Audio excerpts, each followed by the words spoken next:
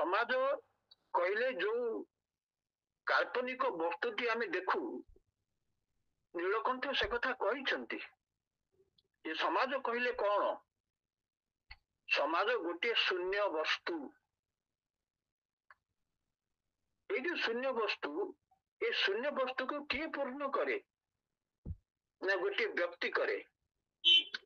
ଏବଂ ଗୋଟିଏ ବ୍ୟକ୍ତି କଥା କହୁ କହୁ ବ୍ୟକ୍ତି ସହିତ ଆହୁରି କେତେ ବ୍ୟକ୍ତି ଯୋଡି ହେଇଯାଆନ୍ତି। ସେ ଯେତେବେଳେ ନୀଳକଣ୍ଠ କହୁଛନ୍ତି ସମାଜ ଗୋଟିଏ ଶୂନ୍ୟ ବସ୍ତୁ ଏବଂ ମଣିଷ ମାନେ ସେଇ ସମାଜର ଅଙ୍ଗ ଭାବରେ ଆଉ ଅନେକ ବସ୍ତୁ ସହିତ ଅନେକ ବ୍ୟକ୍ତି ସହିତ ଯୋଡି ହୋଇକରି ସମ୍ପୃକ୍ତ ହେଇକରି ଏ ସମାଜଟିକୁ ପୂର୍ଣ୍ଣ କରନ୍ତି। ଆମେ ଏହାକୁ ଭିତ୍ତି କରିକି ଯଦି ବିଚାର କରିବା, ଗୋଟିଏ ବ୍ୟକ୍ତି ଥାଏ, କେନ୍ଦ୍ରରେ ଥାଏ।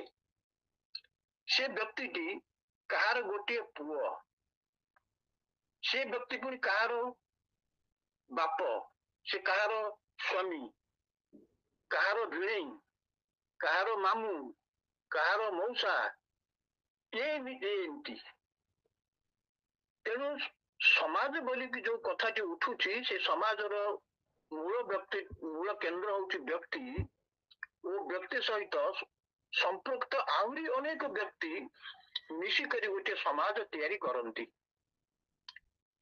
ଆମେ ସ୍ୱାଧୀନତା ପୂର୍ବ କାଳର ସମାଜ କଥା କହିଲା ବେଳେ ନୀଳକଣ୍ଠଙ୍କର ସମାଜ ସମ୍ପର୍କିତ ଏଇ ମନ୍ତବ୍ୟ ବା ଯୋଉ ସଂଜ୍ଞା ଆମେ ମନେ ରଖିବା ଉଚିତ।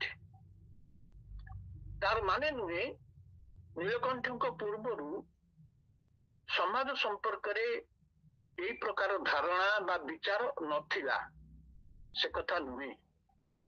କିନ୍ତୁ ନୀଳକଣ୍ଠ ଇତ୍ୟାଦି ଯୋଉମାନଙ୍କୁ ଆମେ ସତ୍ୟବାଦୀର ଅଗ୍ରଦୂତ ବୋଲିକରି ମନେ କରୁଛୁ, ସେମାନେ ଏପରି ଗୋଟିଏ ସମୟର ଆବଶ୍ୟକତା ବେଳେ ଜନ୍ମ ନେଇଥିଲେ ଓଡ଼ିଶାରେ, ଯୋଉମାନେ ଇତିହାସ ସହିତ, ସମାଜ ସହିତ, ସଂସ୍କୃତି ସହିତ ମଣିଷକୁ ଯୋଡି ଦେଇଥିଲେ। ଆମେ ତାଙ୍କ ପୂର୍ବ ସାହିତ୍ୟରେ, ରାଧାନାଥଙ୍କ ସାହିତ୍ୟରେ କଣ ଦେଖିଥିଲୁ? ଆମେ ଦେଖିଥିଲୁ ଗୋଟେ ସୁନ୍ଦର ପ୍ରକୃତି। ସେ ପ୍ରକୃତି ସମ୍ପର୍କରେ କବିଙ୍କର ଅନୁଭବ ଏବଂ ସେଇ ଅନୁଭବକୁ ନେଇକରି ମଣିଷ ଭିତରେ ଏମିତି ପ୍ରାକୃତିକ ସଚେତନତା, ପ୍ରକୃତି ପ୍ରତି ମଣିଷର ଯୋଉ ଶ୍ରଦ୍ଧା ଓ ପ୍ରକୃତି ସହିତ ସହାବସ୍ଥାନ, ଏ ତିନୋଟି କଥା ରାଧାନାଥ ସୂଚେଇ ଦେଇଥିଲେ। ଯେ ଯେତେବେଳେ ସେ ଦେଖୁଛନ୍ତି ଚିଲିକାକୁ, ସେ କଣ ଅନୁଭବ କରୁଛନ୍ତି? ଏଇ ଅନୁଭବ ଆସୁଛି ଯେ ସାରା ଭାରତ ବର୍ଷ ବୁଲି ବୁଲି କରି ପ୍ରକୃତିରୁ ସେ ସମବେଦନା ଶିକ୍ଷା ପାଇ ନଥିଲେ। ଯେମିତି ପ୍ରକୃତି ଗୋଟିଏ ସମ୍ପୂର୍ଣ୍ଣ ଭାବରେ ଆମ ସମାଜ, ଆମ ଜୀବନ, ଆମ ସଂସ୍କୃତି ଠାରୁ ଭିନ୍ନ ଗୋଟିଏ ବ୍ୟବସ୍ଥା। ପ୍ରାକୃତିକ ବ୍ୟବସ୍ଥା ସହିତ ମଣିଷର ସମ୍ପର୍କ ନାହିଁ, ଏହିପରି ଗୋଟିଏ ଅନୁଭବ ତାଙ୍କର ଆସିଥିଲା। ତେଣୁ କେତେବେଳେ ହିମାଳୟକୁ ଦେଖିକି ନମୋ ଦେବାତ୍ମନେ ଶ୍ରୀ ଗୌରୀ ଗୁରବେ, ଗୁରୁଙ୍କୁ ଯେମିତିକି ଅତି ଭକ୍ତି କରିକିରି ଆମେ ଦୂରେଇ ଯାଉ, ଠିକ ସେଇପରି ହିମାଳୟକୁ ଦେଖିକରି ସେ ଅନୁଭବ କରିଥିଲେ। ଦଣ୍ଡକାରଣ୍ୟ ଦେଖିଲେ, ରେବା ନଦୀ ଦେଖିଲେ, ସେଠି ଭୟଭୀତ ହେଲେ। ଭୀଷଣ, ବିକଟ, ଭୟଙ୍କର ଏଇପରି ପ୍ରାକୃତିକ ରୂପକୁ ଦେଖିକରି ସେ ସେଠୁ ଫେରି ଆସିଲେ। କିନ୍ତୁ ଚିଲିକାର ଦେଖିଲେ କଣ? ନା ସଖୀ ରୂପ। ମୁଁ ତତେ ସଖୀ ରୂପରେ ସେଠି ଝୁରୁଥିଲି, ତୁ ମୋର ସଖୀ। ତେଣୁ ସେ କହିଲେ ସୁମଧୁର ଦ୍ୱୈତ ଭାବର ଦ୍ୱୈତକ, ସୁମଧୁର ଭାବର ଦ୍ୱୈତକ। ଅର୍ଥାତ କଣ ନା ପ୍ରକୃତି ତା ଜାଗାରେ ଅଛି, ଦର୍ଶକ ବା କବି ରାଧାନାଥ ତାଙ୍କ ଜାଗାରେ ଅଛନ୍ତି। ପ୍ରକୃତି ଅଛି ବୋଲିକିରି ଏ ଅନୁଭବ କରୁଛନ୍ତି। ପ୍ରକୃତି ଆଙ୍କର ମନକୁ ଚମକେଇ ଦେଲା ପରି, ବିସ୍ମୃତ ହେଲା ପରି କୌଣସି ଭାବ ତିଆରି କରୁନାହିଁ। ଇଏ ବସିକି ଦେଖୁଛନ୍ତି ପୂର୍ବ ଉପକୂଳରୁ ପଶ୍ଚିମ ଉପକୂଳ ପର୍ଯ୍ୟନ୍ତ କ୍ରମଶଃ କିପରି କ୍ଷଣକୁ କ୍ଷଣ ପ୍ରତ୍ୟେକ ମୁହୂର୍ତ୍ତରେ ପ୍ରାକୃତିକ ରୂପ ବଦଳି ବଦଳିକି ଯାଉଛି। ଇଏ ବସିକି ତାକୁ ଦେଖୁଛନ୍ତି। ତେଣୁ ଏଇ ଯୋଉ ସହୃଦୟତା, ପ୍ରକୃତିର ଯୋଉ ସହୃଦୟତା ସେ ସେଠି ଅନୁଭବ କଲେ। ତେଣୁ ସେ ଶେଷରେ କହିଲେ ଶୋକ ପାଶୋରା ଇଏ ଅପ୍ସରା ଭୁବନ। ଇଏ ଗୋଟିଏ ଅପ୍ସରା ଭୁବନ, ଯାହାକୁ ବସିକି ଦେଖିଲେ ଆମେ ସବୁ ଶୋକ ପାଶୋରି ଯିବୁ। ସୁମଧୁର ଦ୍ୱୈତ ଭାବର ଦ୍ୱୈତକ, ମୁଁ ଅଛି ଏବଂ ପ୍ରକୃତି ଅଛି।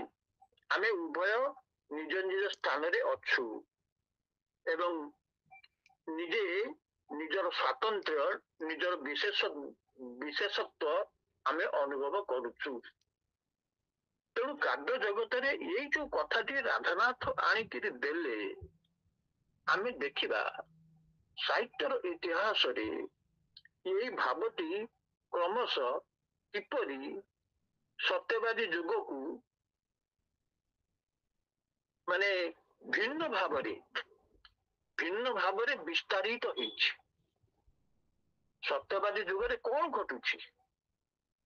ଯୋଉ ନୀଳକଣ୍ଠ କହିଲେ ଯେ ଗୋଟେ ସମାଜ ଆସିଗଲା, ସାମାଜିକ ଭାବଟି ଆସିଲା, ସମାଜ କିପରି ସମ୍ପୂର୍ଣ୍ଣ ହୁଏ, ପୂର୍ଣ୍ଣାଙ୍ଗ ରୂପ ନିଏ, ସେ କଥାଟି ଆସିଲା। ମୁଁ ଯାହା ଆଗରୁ ଟିକେ କହିଥିଲି ଯେ ପୂର୍ବରୁ ସମାଜ ଥିଲା, ସାମାଜିକ ଲୋକ ଥିଲେ, ସବୁ ଥିଲେ, କିନ୍ତୁ ସାମାଜିକ ଭାବ, ସମାଜ ସଂଗଠନ ଗୋଟେ ନିର୍ଦ୍ଦିଷ୍ଟ ଉଦ୍ଦେଶ୍ୟରେ ସମାଜକୁ ପରିଚାଳିତ କରିବା, ସାମାଜିକ ଲୋକମାନଙ୍କ ଭିତରେ ଗୋଟେ ନିର୍ଦ୍ଦିଷ୍ଟ ଭାବ ଉଦ୍ରେକ କରିବା, ଭାବ ସୃଷ୍ଟି କରିବା, ସେ ପ୍ରକାର ବ୍ୟବସ୍ଥାଟି ଉଚିତ ଥିଲା। ଯାହା ଥିଲା ତାହା କେବଳ ଥିଲା ସାହିତ୍ୟ ରଚନା ଭିତରେ ସୀମିତ। କିନ୍ତୁ ବର୍ତ୍ତମାନ କଣ ଘଟୁଛି ସତ୍ୟବାଦୀ ଯୁଗରେ? ନା ଯାହା ସାହିତ୍ୟର ବସ୍ତୁ, ଯାହା ଇତିହାସର ବିଷୟ, ଯାହା ଆମ ସାଂସ୍କୃତିକ ମୂଲ୍ୟବୋଧର କଥା, ସେ ସବୁ ଚାଲି ଆସୁଛି ଜୀବନକୁ ଆସୁଛି। ଜୀବନରେ ତାର ଉପଯୋଗିତା କେତେ, ସେ ସବୁକୁ ଉପଲବ୍ଧି କରି ସତ୍ୟବାଦୀର କବି ମାନେ ବା ସେ ସମୟର ଅନେକ ଦେଶ ପ୍ରାଣ ଲାଭ କରିଥିବା ବା ଦେଶ ପ୍ରେମୀ ମାନେ ତାକୁ ନିଜ ଜୀବନରେ ଦେଖେଇଛନ୍ତି। ଯେତେବେଳେ ଗୋପବନ୍ଧୁ ବିଂଶ ଶତାବ୍ଦୀର ପ୍ରଥମ ଦିନରେ ବାରବାଟୀ ଦର୍ଶନ ଗୋଟେ କବିତା ଲେଖିଛନ୍ତି। ବିଂଶ ଶତାବ୍ଦୀର ପ୍ରଥମ ଦିନରେ ବାରବାଟୀ ଦର୍ଶନ, ଏ କବିତାଟି ଖାଲି କବିତା ନା ନୁହେଁ, ସେ ପ୍ରକୃତରେ ସେଦିନ ଆସିଛନ୍ତି ବାରବାଟୀକୁ ଦେଖିବା ପାଇଁ। ସେ ବାରବାଟୀ ଦେଖିଲା ପରେ ତାଙ୍କ ମନ ଭିତରେ ଗୋଟେ ନୂଆ ଭାବ ଉଦ୍ରେକ ହଉଛି। ନୂଆ ଭାବଟି କଣ ନା ସେ ବ୍ୟାଖ୍ୟା କରୁଛନ୍ତି କବିତା ଭିତରେ, ମନେ ପକଉଛନ୍ତି ଅତୀତକୁ, ମନେ ପକଉଛନ୍ତି ଅତୀତ କଣ ଥିଲା। ଯୋଉମାନେ, ମୁଁ ଆମ ପିଲାମାନଙ୍କୁ ଅନୁରୋଧ କରିବି ସେମାନେ ମାନସିଂଙ୍କର ବାରବାଟୀ ପଢିବେ, କମଳାୟନ କାବ୍ୟ ପଢିବେ। ସେଇଥିରେ ସେ କୁହାଯାଇଛି, ମହାନଦୀରେ ଜ୍ୟୋତ୍ସ୍ନା ବିହାର ଯୋଉ କବିତା ସେ ଲେଖିଛନ୍ତି, କବିତାର ପ୍ରଥମରେ ମାନସିଂ ମହାନଦୀରେ ଜ୍ୟୋତ୍ସ୍ନା ବିହାର କରୁଛନ୍ତି, ରାତିରେ ନୌକାରେ ବୁଲୁଛନ୍ତି। ଯଦି ନୌକାରେ ବୁଲୁ ବୁଲୁ ବୁଲୁ କରୁ କବିତାର ଶେଷ ଭାବକୁ ସେ ଆସୁଛନ୍ତି, ଯୋଉଠିକି କହୁଛନ୍ତି ଯେ ବାରବାଟୀ ଓଡ଼ିଆ ଜାତୀୟତାର ପ୍ରତିନିଧି, ଓଡ଼ିଆ ଜାତୀୟତାର ପ୍ରତୀକ। ଦିନେ ମହାନଦୀର ସେ ନୀଳ ବକ୍ଷରେ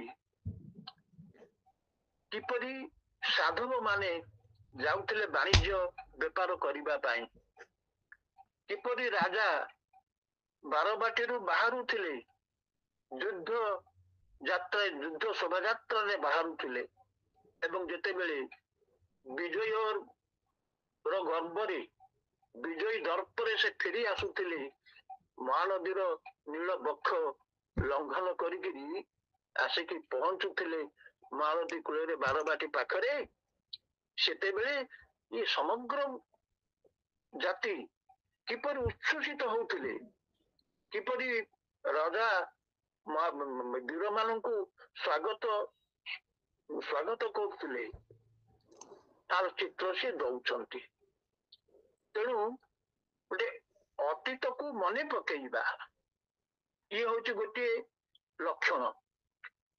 ଆଧୁନିକ କାବ୍ୟର, ଆଧୁନିକ କବି ମାନଙ୍କର ଏଇ ସ୍ୱପ୍ନ ବା ସ୍ୱପ୍ନାଭିସାର, ସ୍ୱପ୍ନରେ ଅଭିସାର, ସ୍ୱପ୍ନାଭିସାରକୁ ଆମର ସାହିତ୍ୟ ତତ୍ତ୍ୱରେ ଆମେ ନିଓ ରୋମାଣ୍ଟିସିଜିମ୍ ବୋଲିକରି କହିଥାଉ।